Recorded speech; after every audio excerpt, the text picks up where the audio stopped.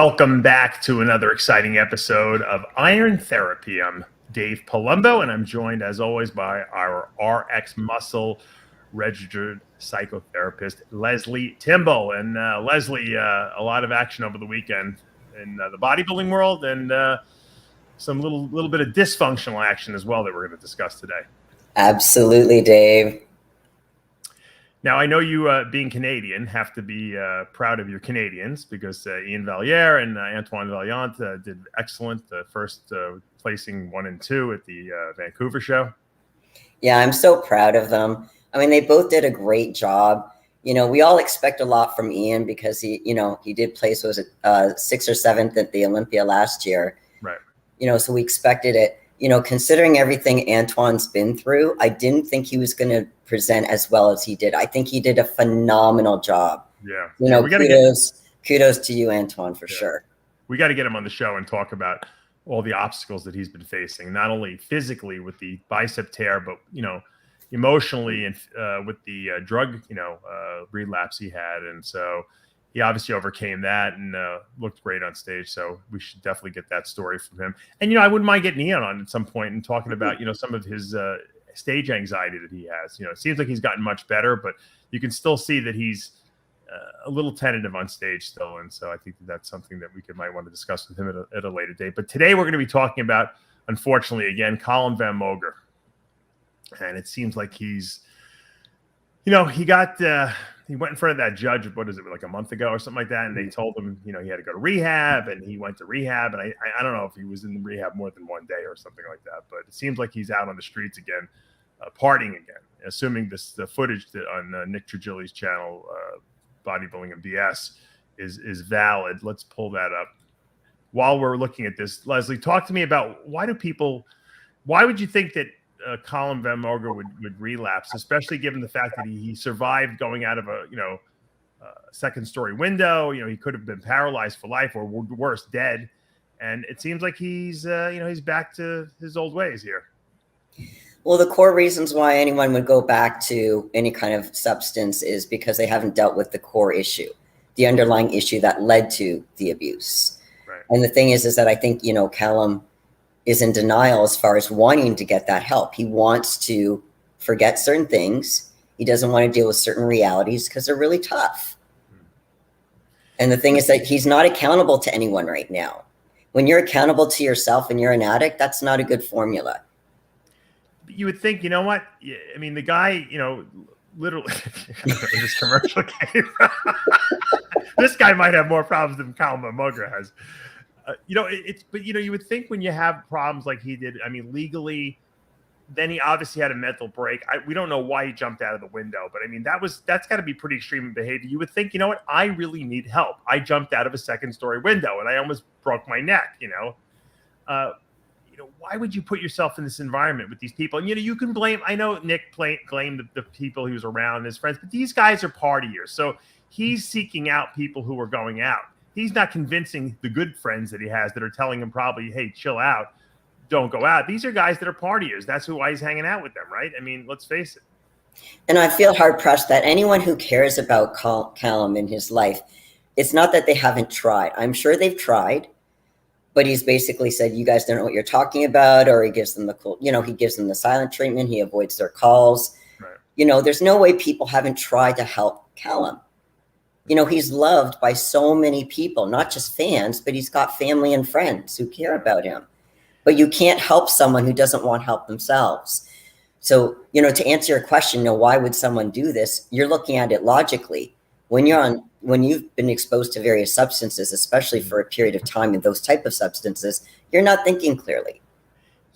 Lesley, if I was in denial of the fact that I had a drug problem and I'm out partying with people, especially after all that's gone on, and especially given that a judge is kind of watching over me in a sense, because I'm sure he's on some kind of probation or something like that. Mm-hmm. You would think that he wouldn't allow people to videotape him and put it up on social media, because he would say, look, guys, I'm in trouble. I'm on a short leash with the judge. I got to keep this under wraps. Can you guys not film this stuff like that? I mean, that just shows you how poor decision-making he is right now. He's just not thinking clearly, because obviously he's not even thinking clearly enough to hide the fact that he's doing it. He's like, well, whatever, here we are, we're He out doesn't partying. care. Yeah. But what does that mean? When someone's at that point, does he not care about living anymore? Do you think this guy is suicidal? I don't know. It's hard to know if he's suicidal, but you get to a haze, so you can't think clearly, and you're just living moment to moment, and he's hoping he doesn't get caught. I don't think that's it. I have had friends who have been in situations like this, and it's almost like they have a death wish, and they're like, you know what? I don't want to put a gun to my head and blow my brains out, but you know what? If I overdose or if I die, I'm not that worried about it because you know what? I'm not happy with my life. So I'm just going to have fun. And it's a terrible thing. I mean, you try to talk your friends out of this and you try to reason with them. But I know guys that are like, I get that impression that that's what Calum is experiencing now. He's like, you know what? I'm going to jump out of this window. If I die, I die. If I don't, all right, well, then I'm not meant to die yet. But, it's not like he's using it as this great revelation to like clean his life up. I think he's got to be thrown in jail at this point and hit rock bottom in prison where at least he can't necessarily do harm to himself in there or anyone else for that matter. Is that a possibility? I'm not getting rid of that because my understanding from watching Nick's video was that Calum actually signed himself out. So yes, I mean, for him, now the thing is when you go to jail, it's not like there's, he won't have access to drugs in jail. But, can he be monitored a little bit more closely? And obviously it's a lot more restricted. Yes. Well, but still it's not the perfect solution. There's no perfect solution. No, but I mean, I know people that have, been heroin addicts and this one guy who cleaned himself up, I hope he's still clean. I haven't heard from him in a while, but he came to me and he was telling me a story and he's like, I relapsed so many times. He's like my parents wanted to kill me. They didn't want to even hear from me anymore. And my mother's one of these best mothers of all time. They didn't want to know from me because I would tell them this is it. I'm not doing it. I mean, he goes, I would steal a TV from them or jewelry, sell it. And then I get caught and I say, I'm never doing it again. And then, 2 weeks later, I'm at back where he picks up his heroin and he's in a crack house, out of his mind again. And he said, it took like 25 times, but I wound up in jail and some guy came to me there. Like, I don't know if he was a priest or / drug counselor and said, look, this is it. This is your last chance, buddy. You're going to die if you don't make a change now. And that's when he finally, made his big change and it changed his whole life. But he said, I don't think I was ever going to do it. And I think Calum's in that state. He's just like, he doesn't want to stop. And I think he doesn't care about, whether he lives or dies, at least consciously. I'm sure subconsciously he does. What do you do for someone like that? Is there anything that you can do for a person like that? Because if I was like his friend, I would feel really frustrated, like I was failing him in some manner. And that's the thing. I mean, you want to help. I mean, there's so many people probably watching this that, are saying, how can we help Calum? And the thing is that, again, you can't help someone who doesn't want to be helped. But again, he needs a sense of purpose. He needs a sense of a reason to live because his reason for living before, has been changed by various injuries, his dog dying. Like there's a bunch of factors that have come into play. Those are excuses though, don't you think? No, they're not. Because when you have that kind of connection, remember he gained, his sense of identity from his social media following, from the influence he has with other people. And he was a tremendously good influence on so many people. Mm-hmm. And then when you feel that you don't have that anymore for, again, because of injuries and accidents and all this other kind of stuff that's legitimate, your purpose for living, if you don't find another purpose, then you can go, it's like you're lost. Literally, like you need a GPS. Right. But didn't he cause that himself? I mean, he started doing all that these crazy things, jumping off the side of a cliff and, jumping. He did dangerous stuff. So when you do look, my father told me this a long time ago. He quoted my father. My father was right on that, a lot of things. If you're going to do dangerous stuff, then you have to be ready to take the ramifications of what you're doing. If you're going to compete in football, you have to come to the realization that you might get a concussion, you might mess your knee up, you might need surgeries because you're going to hurt yourself. That comes intrinsically with football. So, I mean, he knew he was doing dangerous things and that injury was part of it. So you get injured, you overcome it, and you come back. I mean, that it's like almost like he was shocked by the fact that terrible things were happening to him. I mean, because he's used to getting away with things. I Look guess at people who do extreme sports. Right. You know, we can look at whatever the sport might be. We can look at it, film, and the successful people and say that's really cool. Yeah. But there's a whole boatload of videos where it wasn't so cool because they were extreme accidents or they were killed. We don't see as many of those. Right. So it's a lot of people who like to live on the edge to saying, hey, if I can make this work, I'm going to continue my fame, so to speak. Yeah. I'm going to still be relevant. So it's gaming on the, it's like being a betting person and betting on the odds. Do you think that remember we talked about the imposter syndrome a couple of weeks ago, and where people think that they're not worthy of what they've achieved? You think he's got a little of that going on? Like, you know what? He was so popular. He has millions of followers. And maybe he thinks, you know what? I'm not really doing anything that special. I don't know why all these people like me. I got to do crazier shit. You know what I mean? To prove to them that I am worthy. I mean, is that the possibility? You got to up the ante. That's the problem. Yeah, absolutely. But he doesn't, because he's got the followers already. No, I agree. But it's perception, right? It's what he thinks of himself. It doesn't mean it's true. Right. And that's part of the imposter syndrome. A lot of times it's like, selling yourself as some goods that's not true. It's like telling a bodybuilder and getting ready for prep, or getting ready for a show, and they look great and they're like, no, I look like shit. It's like, no, you don't look like shit. I mean, it's possible, but he literally could have gone into a food. He could have become like the guy who goes around, who used to taste food for a living, and could have gone all over the world and gone to different restaurants, and people would have watched him just the same. Oh, this is cool. Callum's testing food out of different restaurants because they just like the guy, Mm-hmm. I don't, it's weird. And you know what the sad part is? I'm sure his family have basically washed their hands and said, we don't know what to do at this point. And what kind of advice do you give family members? Well, the thing is that, like I said, I'd be hard pressed to think that they didn't try. I don't know that for a fact, but I'm guessing that they would have tried. Again, family, friends, they would have tried, but he kind of does his own thing. That's the thing. When you have your mind up, you'll do your own thing regardless of what other people say. You can only help them to a certain point. Now, there's going to be a lot of guilt that family and friends feel because they feel like, we couldn't stop him. We can't stop this train wreck from happening. What can we do? Well, you can only be supportive for so long, as long as they can leave a door open. They don't have to push the door open, just have the door open and be able to redirect them to proper supports. Mm-hmm. And that's one of the things that, regard not just Calum, but anyone who's going through any kind of addiction, one of the pieces is to have a supportive network. And that's not just your family or friends. That's having professionals who can really give, that sense of meaning. Because again, he doesn't have that sense of meaning right now. And I think that's why he's been so lost and he's making the decisions he has. Now, I'm not saying, has he made the decision? Has he made very unhealthy, poor decisions and he has to suffer the consequences? Yes, of course.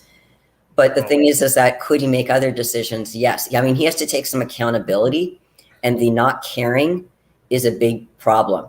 So for him to learn how to care, his family or friends can't do anything. He has to, what you were saying, it's true for a lot of addicts, they have to hit rock bottom, unfortunately.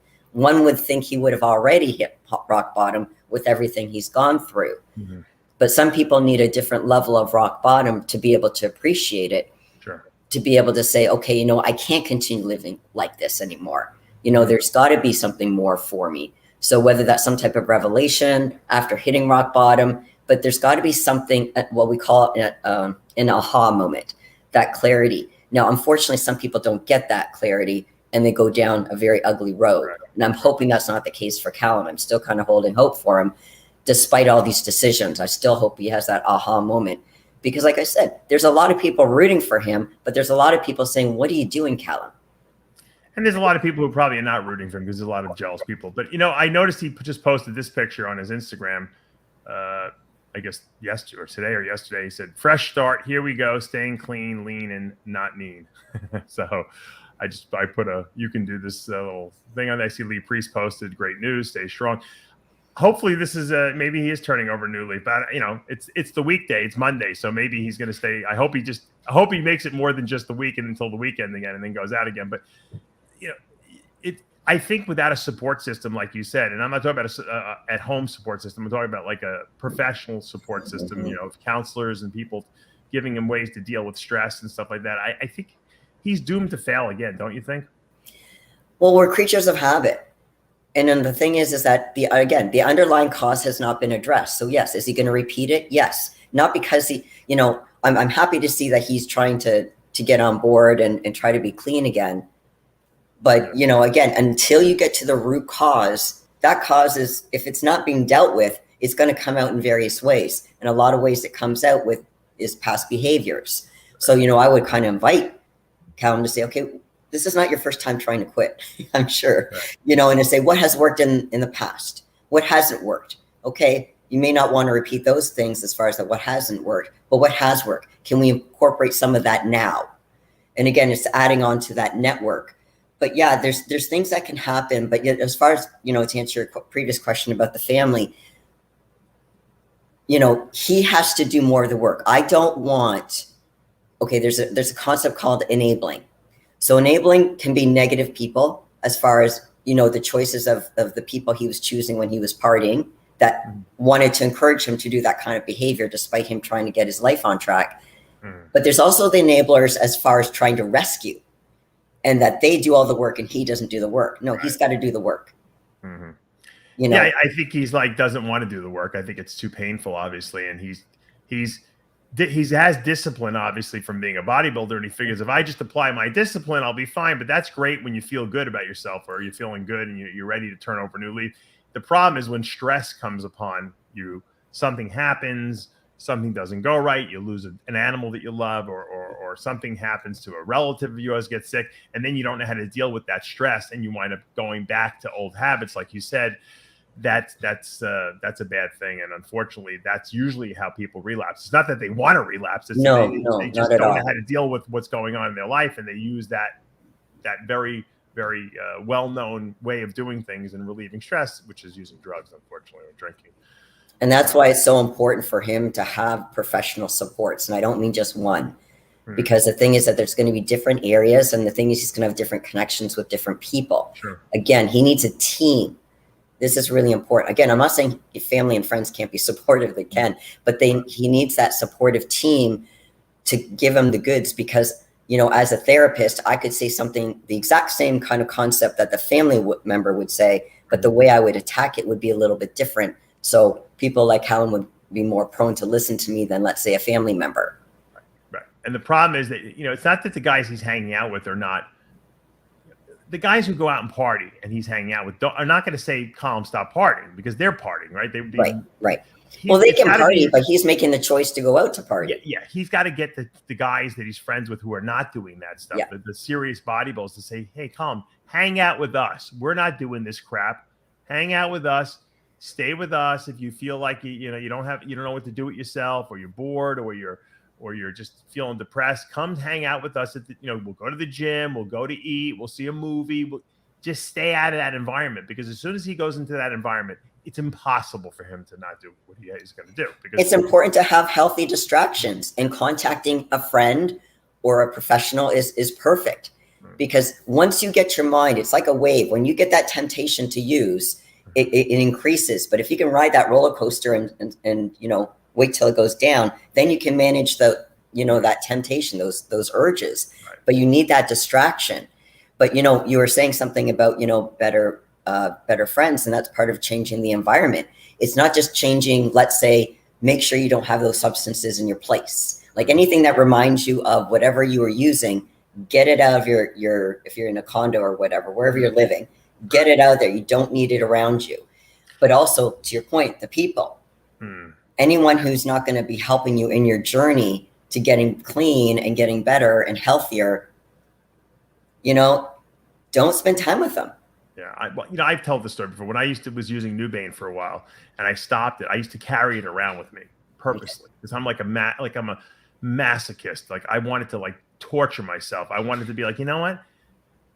If you can't resist the urge to use it, okay, when it's right in your pouch, right in your pocket, then you are not over this thing. And I never want, when I make a decision to do something, that's it. I said, I'm done with this stuff. And I carried it around for 6 months probably with me. And you know what? I would go sit in the bathroom literally and just stare at the wall, basically, just because that was like the habit. I would go in there and take Nubain when I would do it. And, and I rationalized it because I was functional. There was nothing that I wasn't doing. There was no lapse in anything. I wasn't making less money. I wasn't being antisocial. There was no negative to what I was doing other than harming my body probably, by doing it, but, and stifling my emotions. But I wanted myself to know, I wanted to challenge myself, say, hey, you know what? You don't have to be in a box where you can't get out of the box. It's like the people I knew this guy, he dated this girl. Yeah. At night he had to lock the refrigerator and the cabinets with a chain and a master lock. Otherwise she would, in the middle of the night, go down there and eat food. And I'm like, if you can't control yourself on a diet without having to lock cabinets, then you shouldn't even be dieting. You shouldn't even be doing a show. It's ludicrous. There's a certain level of self-control that has to be there. You have to, if you want to do a show or you want to stop using drugs, you will. Now, that doesn't mean you don't need support system, and it doesn't mean you don't need people to be there when you have weak moments. But if you decide to use it, okay, you're going to find it, whether it's in the house or you have to go to the street corner or you have to go into Manhattan or wherever it is where they sell these drugs to get the drugs. You're going to find the drugs. So it's got to come. The will has got to be in here and in here. And so until he's ready to do that, he's not going to stop. And that's the unfortunate, reality of the situation. I hope he's done. I like the guy. I've never really, spent time with him, but you could tell he's a good soul. He's just lost at this point. But the thing is, you have really good willpower, which is great, Dave, but there's a lot of people that wouldn't have it. So I want to kind of impress upon anyone who's watching that, you can develop willpower. Mm-hmm. Some people are better at it than others, but you can develop it. Again, it takes work. It's like building a muscle. It takes work. It takes a lot of repetition, takes some guidance, takes a bit of a routine, but it can be done. Whether it be Calum or anyone else, if you don't have the willpower, it can be developed. It does take time. Right. Yeah, everyone's a little different, but you know what? You have to make a decision inside yourself and say, you know what? This does not serve me. This is not who I am. This is not going to help me get to where I want to go and to be a better person. So I have to stop it. And say it over and over 6,000 times a day if you have to. And eventually your brain will accept that as the reality and you won't do it anymore. I promise you. I know I'll take it one step further though. Yeah. To saying, yes, you're right. It is willpower 100%. It's not going to be easy, but have something on the other side. What do you want to look like? Like, what do you want? What does that, like, when you feel better, what will that give you in life? It's like we need a positive incentive to be able to make that change. It's not just willpower on its own. Mm-hmm. It's like we need a little incentive, and it's got to be personal for that person. And again, that's that kind of meaning of life thing that for Calum, at least, he has to be able to try to find what that is for him. Again, it might be something different for somebody else, but for him, right. And then he can have that willpower because there's a reason. We need that linkage. I got surgery when I tore my quad for the first time, and the doctor that did it, this first doctor, wasn't the doctor I went back to for the revision. They gave me a nerve block that didn't last. Okay, it lasted like 6 hours, and I got home, and about 12 midnight, maybe 1 in the morning, the thing wore off, and it literally felt like someone was taking a drill and drilling into my knee, which is what they did earlier that day, but. It was as if they were redoing it over and over. And the pain was so severe. And I was taking pain meds. They weren't doing anything.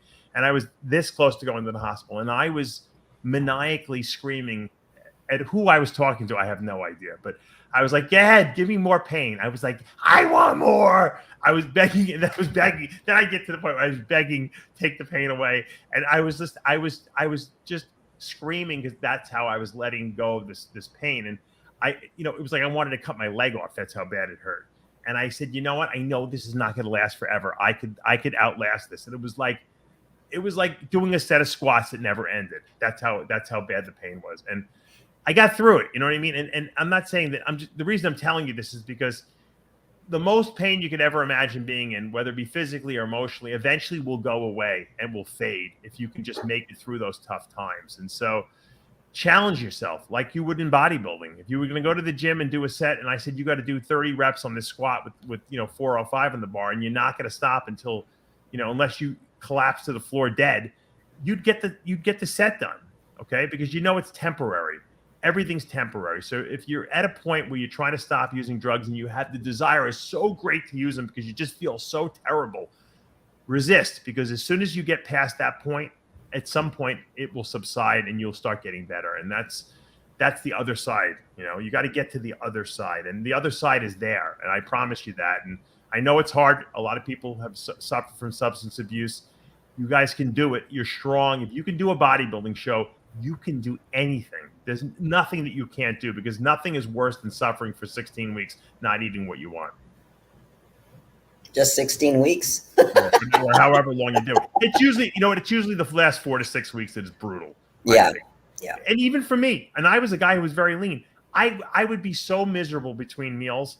Like when I would be getting I'm an hour out for my next meal and I'm like starving and I'm like, I just want to cheat. I just want to eat why am I doing this to myself? And I'd have these conversations with myself and I said, you know what? I'm not giving in. No way. That meal will be here. I'll find something to keep me occupied for the next hour. And I would.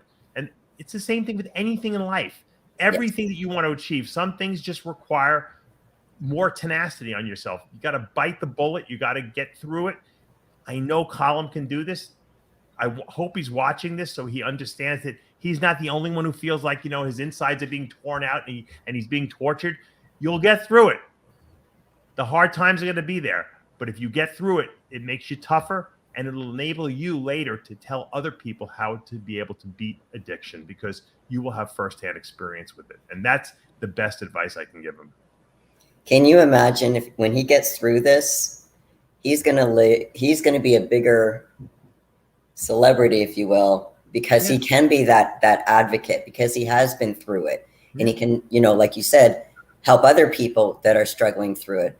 Do I think he can get through it? I think with the right supports and the right strategies, he can absolutely get through this. Robert Downey Jr. was the biggest drug addict of all time when he was younger, because he was so successful as a teenager, and he was out partying probably when he was like 10, and a lot of people thought he was going to die because he was a bad heroin addict, and he overcame it. He beat it, and look how successful he is now. So Callum could do this. He has to just want to do it so bad that there's no other option but to succeed. And on that note, we're out of time. But Lesley, you're going to be doing your live stream over on your YouTube channel. Tell everyone. I am. Yep. So guys, come on over. We can talk about Callum, and I can answer any other kind of questions you have. All right, guys, that's going to take us to the end of this episode. I'm Dave Palumbo with Lesley Timbol. We will see you again next week.